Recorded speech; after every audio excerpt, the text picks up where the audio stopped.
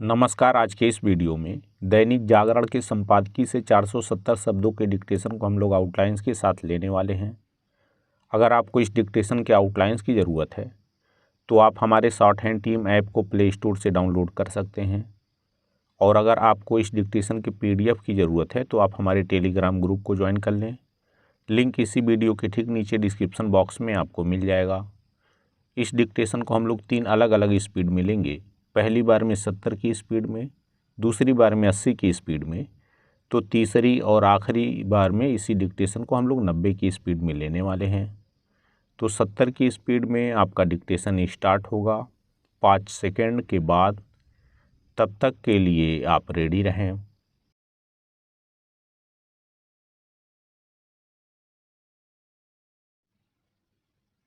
Start. आखिरकार दिल्ली के मुख्यमंत्री एवं आम आदमी पार्टी के प्रमुख अरविंद केजरीवाल गिरफ्तार कर लिए गए। वह बतौर मुख्यमंत्री गिरफ्तार होने वाले पहले नेता हैं। उनकी गिरफ्तारी इसलिए अधिक चकित करती है क्योंकि उन्होंने भ्रष्टाचार के खिलाफ अलख जगाकर यह कहते हुए राजनीति में कदम रखा था कि वह नई तरह की राजनीति करेंगे। शराब घोटाले में अपनी गिरफ्तारी के लिए एक हद तक केजरीवाल स्वयं भी उत्तरदायी हैं। उन्होंने प्रवर्तन निदेशालय यानी ED की ओर से दिए गए एक के बाद एक 9 समन की अनदेखी की, और वह भी बिना किसी ठोस आधार के।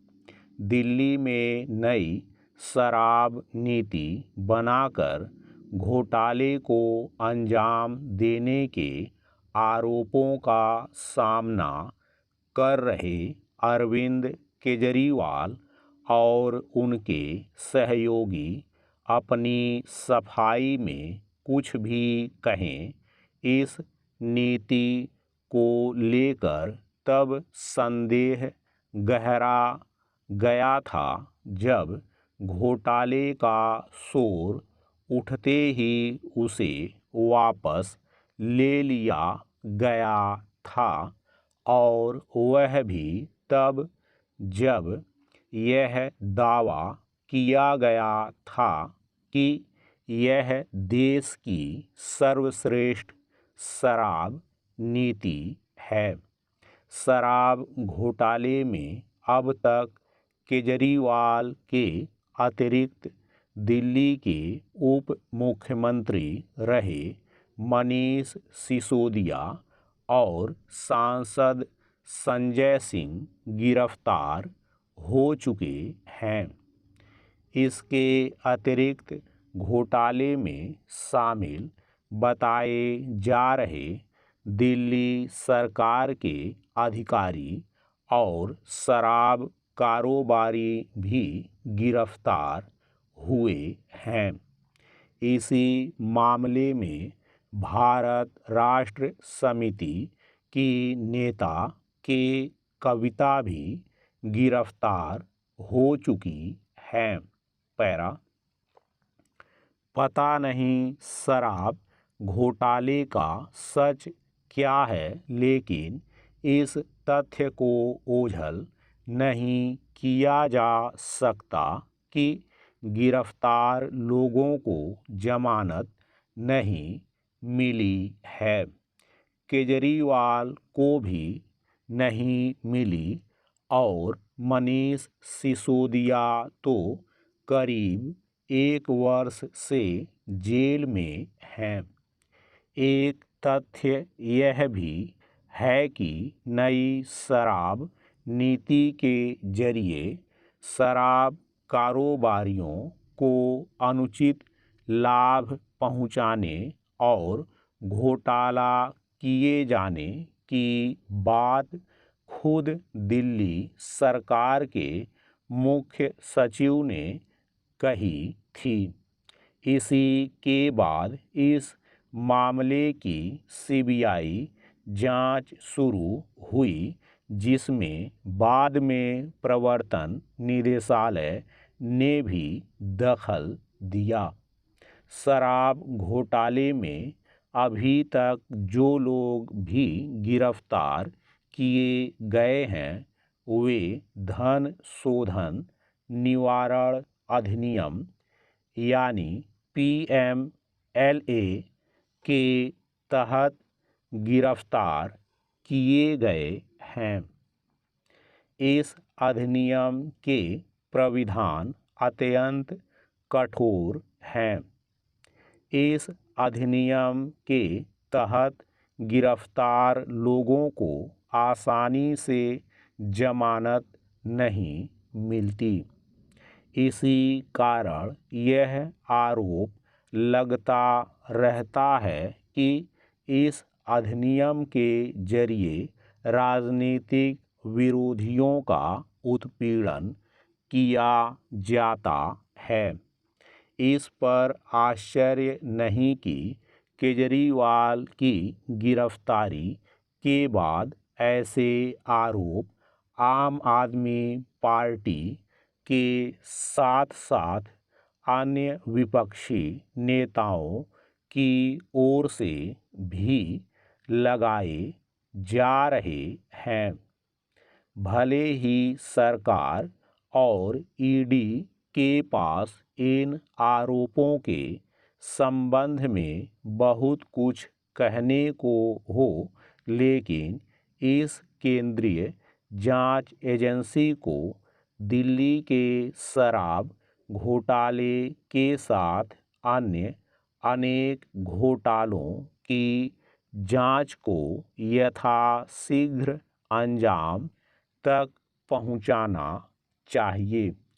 वास्तव में ऐसा करके ही उन आरोपों से बचा जा सकता है कि मोदी सरकार राजनीतिक कारणों से प्रवर्तन निदेशालय का दुरुपयोग करने में लगी हुई है। स्टॉप। दोस्तों, इसी डिक्टेशन को दूसरी बार में हम लोग 80 की स्पीड में लेंगे और आपका समय स्टार्ट होगा 5 सेकंड के बाद। तब तक के लिए आप रेडी रहें।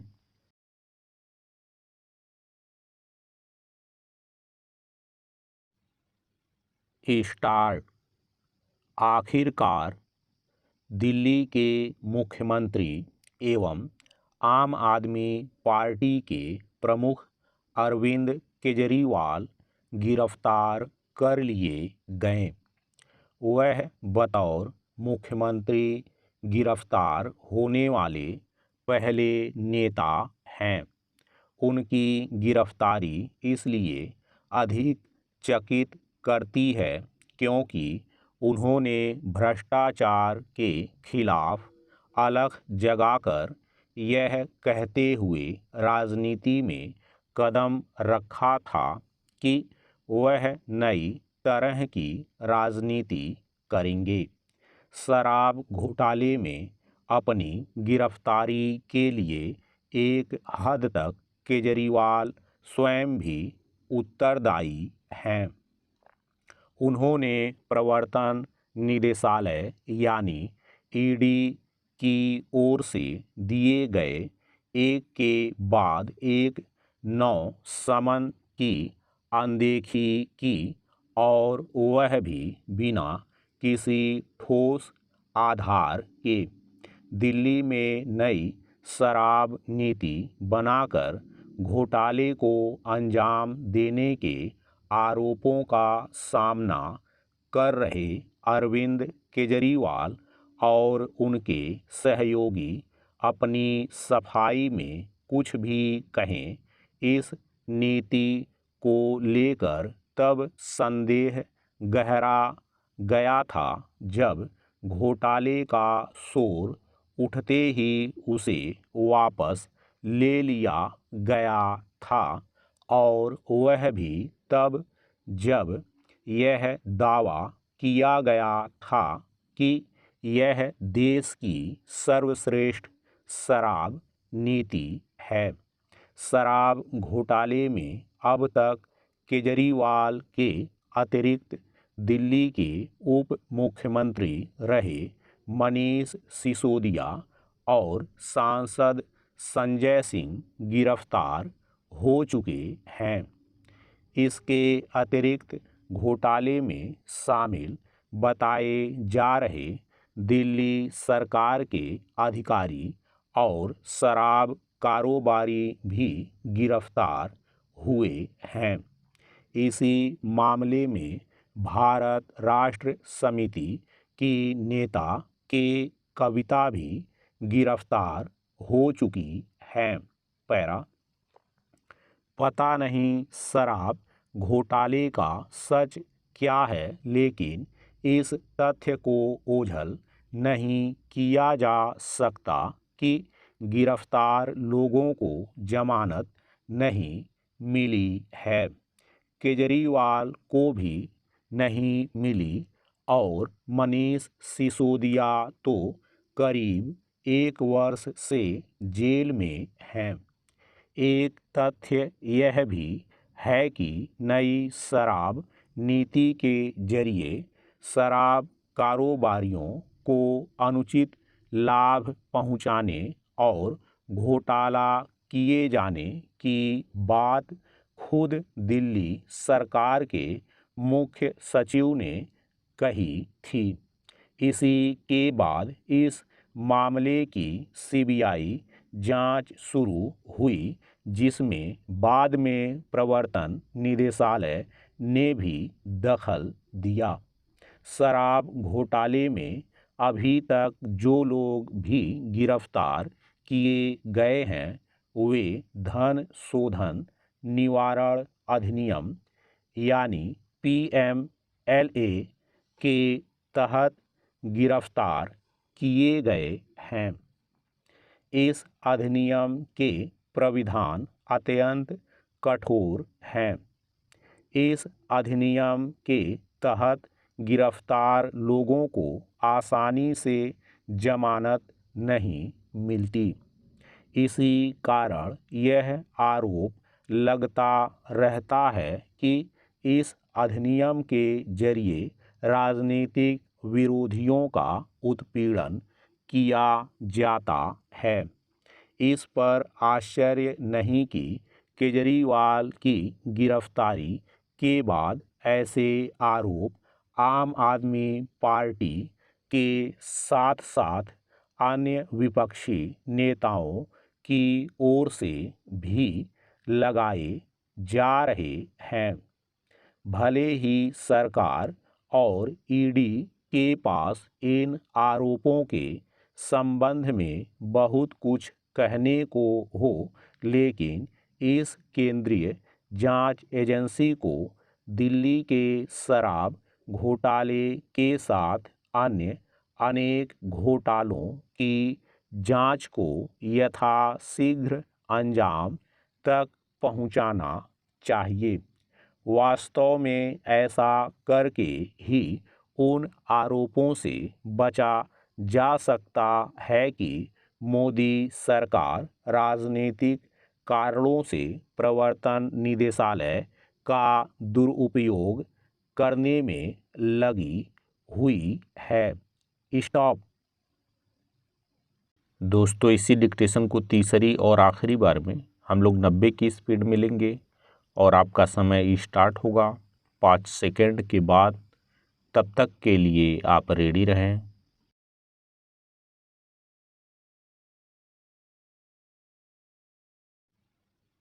स्टार्ट। आखिरकार दिल्ली के मुख्यमंत्री एवं आम आदमी पार्टी के प्रमुख अरविंद केजरीवाल गिरफ्तार कर लिए गए। वह बतौर मुख्यमंत्री गिरफ्तार होने वाले पहले नेता हैं। उनकी गिरफ्तारी इसलिए अधिक चकित करती है क्योंकि उन्होंने भ्रष्टाचार के खिलाफ अलख जगाकर यह कहते हुए राजनीति में कदम रखा था कि वह नई तरह की राजनीति करेंगे। शराब घोटाले में अपनी गिरफ्तारी के लिए एक हद तक केजरीवाल स्वयं भी उत्तरदायी हैं।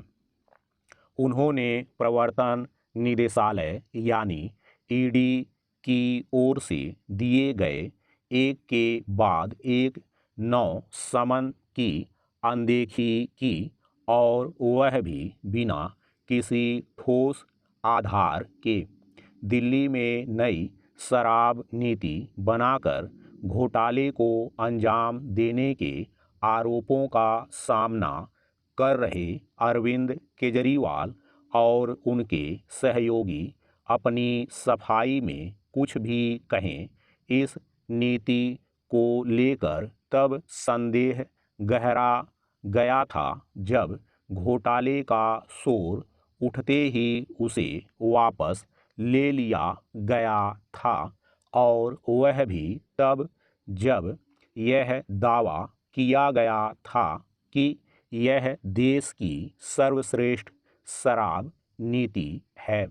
शराब घोटाले में अब तक केजरीवाल के अतिरिक्त दिल्ली के उप मुख्यमंत्री रहे मनीष सिसोदिया और सांसद संजय सिंह गिरफ्तार हो चुके हैं। इसके अतिरिक्त घोटाले में शामिल बताए जा रहे दिल्ली सरकार के अधिकारी और शराब कारोबारी भी गिरफ्तार हुए हैं। इसी मामले में भारत राष्ट्र समिति की नेता के कविता भी गिरफ्तार हो चुकी हैं। पैरा पता नहीं शराब घोटाले का सच क्या है, लेकिन इस तथ्य को ओझल नहीं किया जा सकता कि गिरफ्तार लोगों को जमानत नहीं मिली है। केजरीवाल को भी नहीं मिली और मनीष सिसोदिया तो करीब 1 वर्ष से जेल में हैं। एक तथ्य यह भी है कि नई शराब नीति के जरिए शराब कारोबारियों को अनुचित लाभ पहुंचाने और घोटाला किए जाने की बात खुद दिल्ली सरकार के मुख्य सचिव ने कही थी। इसी के बाद इस मामले की सीबीआई जांच शुरू हुई, जिसमें बाद में प्रवर्तन निदेशालय ने भी दखल दिया। शराब घोटाले में अभी तक जो लोग भी गिरफ्तार किए गए हैं वे धन शोधन निवारण अधिनियम यानी PMLA के तहत गिरफ्तार किए गए हैं। इस अधिनियम के प्राविधान अत्यंत कठोर हैं। इस अधिनियम के तहत गिरफ्तार लोगों को आसानी से जमानत नहीं मिलती। इसी कारण यह आरोप लगता रहता है कि इस अधिनियम के जरिए राजनीतिक विरोधियों का उत्पीड़न किया जाता है। इस पर आश्चर्य नहीं कि केजरीवाल की गिरफ्तारी के बाद ऐसे आरोप आम आदमी पार्टी के साथ साथ अन्य विपक्षी नेताओं की ओर से भी लगाए जा रहे हैं। भले ही सरकार और ईडी के पास इन आरोपों के संबंध में बहुत कुछ कहने को हो, लेकिन इस केंद्रीय जांच एजेंसी को दिल्ली के शराब घोटाले के साथ अन्य अनेक घोटालों की जांच को यथाशीघ्र अंजाम तक पहुंचाना चाहिए। वास्तव में ऐसा करके ही उन आरोपों से बचा जा सकता है कि मोदी सरकार राजनीतिक कारणों से प्रवर्तन निदेशालय का दुरुपयोग करने में लगी हुई है। स्टॉप।